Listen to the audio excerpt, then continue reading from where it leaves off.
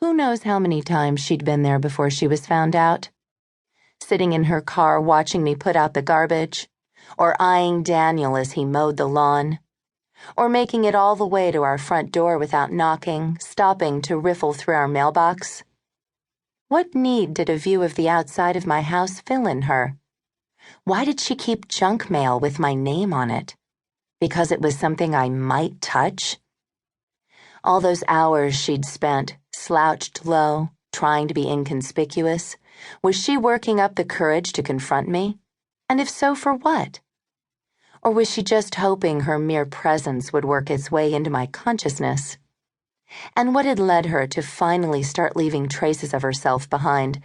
A series of things she called presents, but only gave the gift of fear? There was no way of knowing any of it without asking. I shuddered and banished the thought. Heather Stanhope will not ruin my life.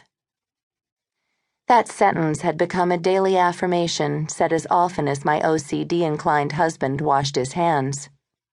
It left me feeling as raw as his winter skin.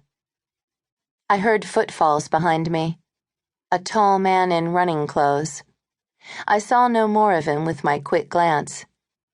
My brick-red front door was 5, 4, 3, 2, 1 driveway away. When I stopped, Sandy was looking at me, waiting for my signal, a snarl in her throat. I stood by the large black and green garbage and recycling bins that got picked up weekly on a day I had yet to learn. The man behind me turned right onto his own stoop. His house was similar to mine, a turn-of-the-century-size building with several modern additions built over the garage and out the back. It had light blue siding, black paint around the windows, and a shiny black front door. He gave me a small wave. "You one of the Prentices?" he asked. "Julie, I'm guessing?" My shoulders tensed. Growl, I thought, flexing my hand to get ready to give Sandy the sign that would send her bounding toward his throat. "You guys were in the last Neighborhood Association newsletter," he said, as if he could sense my unease. "I'm not stalking you or anything." I forced a laugh and tried not to flinch at the word stalking. "Of course not." We left our front stoops and met in the middle of the street. I signaled Sandy to stay where she was. Despite the run, I was too jumpy. The last thing I needed was to draw attention to myself on my first day by having my dog attack a total stranger. "I'm John Dunbar," he said in a pleasant voice, a bit drawn out. I didn't know enough yet to determine whether this was the local accent or something particular to him. He started to reach out his hand, then stopped. 4 miles makes for a pretty sweaty handshake. 5 miles for me, I said with some pride. 2 years before, still carrying the weight I'd gained while pregnant with the twins, I hadn't been able to run around the block. Or at least I think it was. With all those twists and turns in the park, it's hard to tell. Anyway, I can take it. His grip was warm and steady, and I tried to match its strength with my own. I focused on his face. Brown eyes, graying blonde hair. From what I could see of it under his running cap.